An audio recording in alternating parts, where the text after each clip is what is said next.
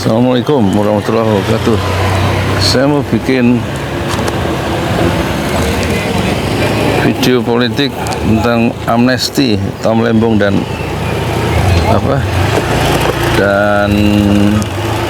Hasto ya. Sini.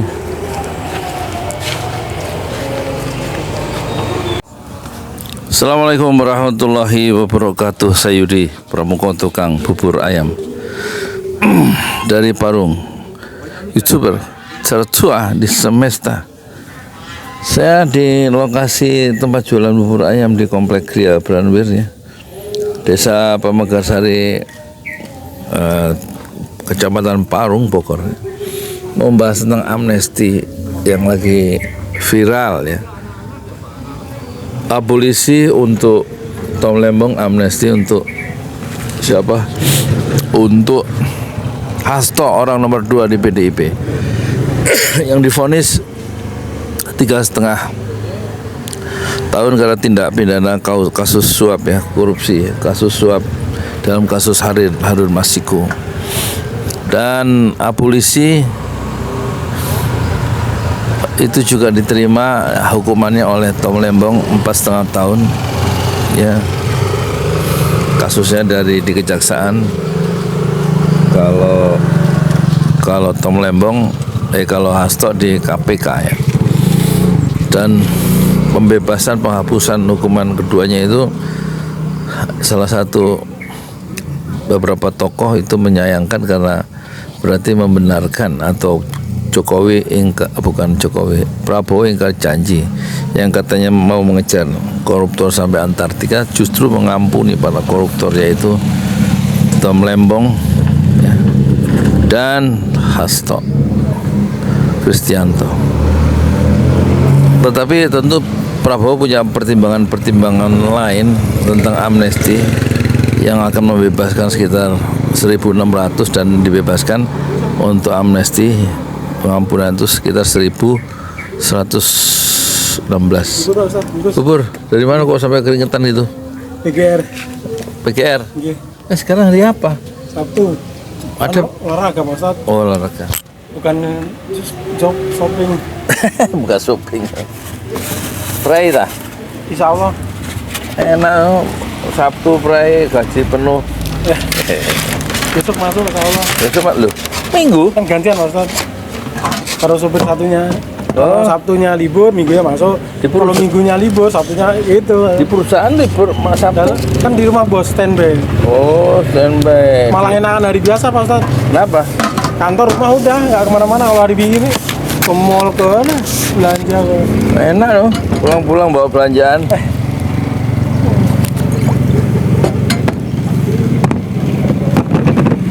Lengkap ya? Lagi bocah. Kalau jam 11 makan, lebih makan. Oh. Sambal? Boten. Bocah umur berapa? Si Al Fatih. Mana udah pulang ngaji belum?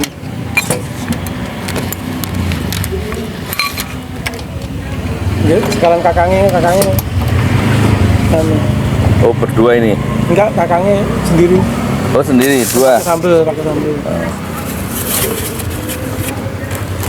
Terus sekarang libur, besok masuk? Oke, Sabtu, minggu depan baru, minggunya libur, Sabtu masuk. Supirnya ada berapa? 2? Orang kaya ini cuma kakek nenek. Loh? Kakek nenek? Sepuh-sepuh, udah 73. Pensiunan? Boten, kan yang asing bos lo. Oh. Bapak India, ibu Singapura. Wah, enak loh. Bos asing. Kan namanya Nur Jahan. Singapura ya? Ibu namanya Nur Jahan. Islam berarti? Ibu Kashmir. Oh, Kashmir, India. Islamnya kayak Aceh, taat. Iya. Tasbih yang mobil meter. Kashmir. Tasbihnya ibu. Kalau bapak bule, bapak Katolik dulu. Sekarang Islam. Ya, Islam Islam karena nikah. Karena nikah ya.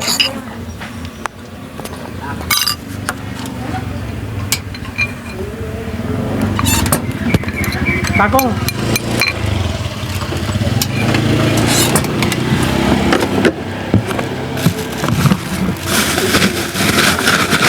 menikmati masa senja ya. Umur 73 ya. Loh iya, tapi masih bisa jalan.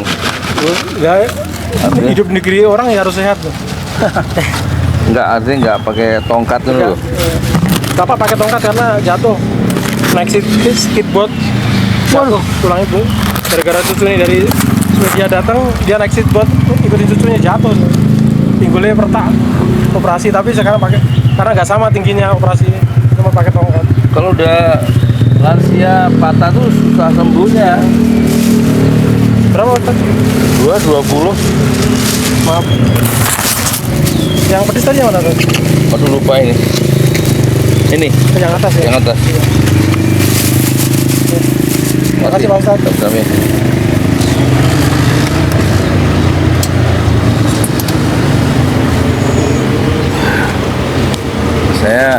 Saya tukang bubur di sini itu dipanggil Ustadz.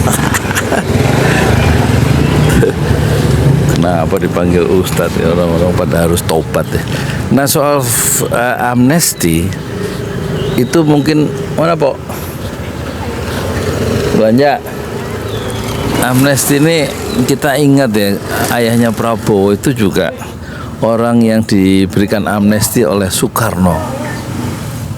Ya kan, dihapuskan hukumannya, tapi dia nggak pulang ke Indonesia, bermukim di Swiss, di Australia, di mana Singapura, di London. Amnesti yang ditandatangani keputusan Presiden Soekarno itu tanggal kalau nggak salah ini ya 22 Juni 1961. Berarti saat itu Prabowo usianya berapa itu? 10 tahun ya. Dan dia mungkin merasakan itu kenapa dia harus sekolah di luar negeri, karena ayahnya yaitu Sumitro Joyo Hadikusumo ya, yang ikut di forum PBB bersama Agus Salim dan siapa itu siapa ya lupa itu, memperjuangkan kemerdekaan, Sultan Syahrir ya, itu berjasa Sumitro itu, dan nggak berani pulang dia. Karena ini kasusnya pemberontakan PRRI, pemberontakan dalam tanda petik ya, sebenarnya gerakan oposisi yang ingin pemerintah itu lebih adil terhadap pembangunan di daerah ya, yaitu PRRI, perjuangan pemerintahan revolusioner Republik Indonesia. Salah satu tokoh yang penting di samping Ahmad Hussein, Kolonel Ahmad Hussein adalah Sumitro Joyo Hadikusumo ya. Dan perlawanan oposisi itu dipadamkan ya oleh Soekarno dengan mengerahkan angkatan perang Republik Indonesia secara besar-besaran ya, dan itu tidak bisa diimbangi ya oleh militer dari PRRI ya, sehingga mereka menyerah karena kalah banyak pasukan dan logistiknya gitu. Perlawanan untuk menegur pemerintah pusat yang tidak adil karena cenderung memperhatikan Jawa dan menganaktirikan daerah, itulah yang disebut peristiwa PRRI yang berlangsung sekitar 3,5 tahun ya, dari Februari 1958 sampai September 1991, dan bubarlah gerakan oposisi bersenjata yang Sumitro ayah Prabowo berada di dalamnya, dan korbannya cukup besar ya. Menurut satu catatan ada 1.700 orang tewas dari kedua belah pihak, 1.000 orang dari tentara dari Republik Indonesia, dari APRI Angkatan Perang, dan selebihnya dari masyarakat sipil dan militer yang mereka umumnya bergabung dalam PRRI itu. Nah, untuk menyelesaikan persoalan itu ya, itu kemudian dibuat amnesti, pernyataan umum diampuni, tidak akan dituntut atau penghapus, semacam penghapusan ya dari tindakan hukum, dari penuntutan hukum. Dan faktanya mereka bukan hanya diampuni, tapi juga faktanya mereka itu mendapat kesulitan, mendapatkan intimidasi ya setelah proses amnesti itu. Bukan lebih baik mereka lebih susah dibayang-bayangi ketakutan karena pernah melawan pemerintah secara bersenjata. Nah, kasus amnesti yang diterima oleh ayahnya Prabowo, dan itu ternyata tidak membuat Prabowo bersama keluarga atau bersama ayahnya merasa aman hidup di Indonesia, dan mereka kemudian menghabiskan waktu sampai tahun 1967 selama 5 tahun. Halo, mana? Bubur nih, bubur. Dan mereka kemudian merasa tidak percaya dengan kasus atau dengan amnesti yang dibilang oleh Soekarno, dan masih ada kekhawatiran, sehingga akhirnya Ali Murtopo diperintahkan oleh Presiden Soeharto yang waktu itu menjadi pejabat presiden untuk memanggil pulang Sumitro Joyo Hadikusumo membantu pembangunan Orde Baru yang baru bangkit ya. Kesadaran kolektif tentang amnesti tentu, atau kesadaran kolektif pihak keluarga tentang amnesti dan sikap-sikap yang mungkin tidak bisa dipercaya dari penguasa itu ya, yang diterima oleh keluarga Prabowo, sehingga mereka memutuskan untuk hidup di luar negeri. Tampaknya pengalaman kolektif keluarga itu mungkin sangat membekas, dan tidak mungkin Prabowo itu akan menelantarkan orang-orang yang terpidana, yang kena hukum dan diberikan amnesti, yang termasuk Lembong dan termasuk Hasto. Itu tidak mungkin Prabowo akan memberikan satu perlakuan politik yang dulu diterima oleh ayahnya, yang diperlakukan secara berbeda mungkin setelah Soekarno mengeluarkan amnesti. Tetapi persoalannya memang konteksnya berbeda. Tetapi Prabowo yang sekarang punya kekuasaan itu tentu dia tahu ya makna abolisi bagi kebebasan orang, bagi penghormatan hak asasi manusia, yang membuat orang itu harus hidup nyaman, termasuk orang-orang yang mendapatkan amnesti secara politik itu dari presiden yang sekarang dia menjabat sebagai Presiden Republik Indonesia yang ke-8. Jadi langkah besar dari Prabowo untuk memberikan amnesti terhadap 1.600 terpidana yang dalam konon masih dalam proses, ada sekitar 30 atau 40 ribu yang diajukan, yang sudah divalidasi dan diverifikasi. Itu tahap pertama adalah 1.116 orang, dan kita berharap ya Prabowo moga-moga memang betul-betul dia akan menjerat koruptor dan memberikan abolisi atau amnesti bagi orang-orang yang diperlakukan secara tidak adil. Ya, keadilan itulah sumbu keseluruhan dari tindakan politik Prabowo ketika dia membebaskan Tom Lembong dan Hasto Kristianto.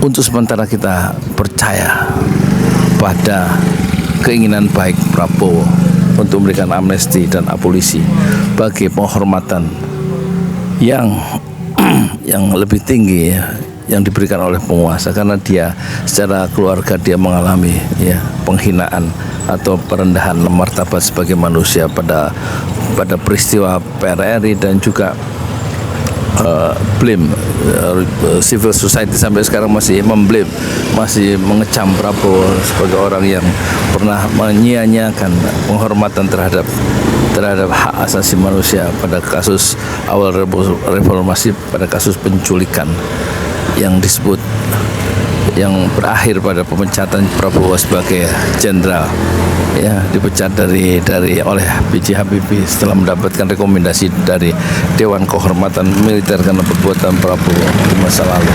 Perbuatan Prabowo di masa lalu secara pribadi dan kemudian pengalaman kolektif keluarganya, ayahnya Sumitro Joyo Hadikusumo yang melakukan satu koreksi terhadap pemerintahan pusat dan kemudian membuat mereka terkatung-katung di luar negeri dan tidak berani pulang setelah penguasa berganti baru mereka pulang. Itu semua itu adalah satu kondisi-kondisi yang tidak dimiliki oleh Jokowi, tidak dimiliki oleh Habibie, dan tidak dimiliki juga oleh presiden sebelumnya, kecuali dimiliki oleh Presiden Prabowo secara nyata. Oleh karena itu kita masih percaya dan yakin dan percaya Prabowo tidak mengulangi kesalahan yang pernah ya terjadi di masa lalu, dan tidak ingin mengulangi rasa pahitnya diperlakukan secara tidak adil oleh penguasa di masa lalu, yaitu oleh Soekarno ya.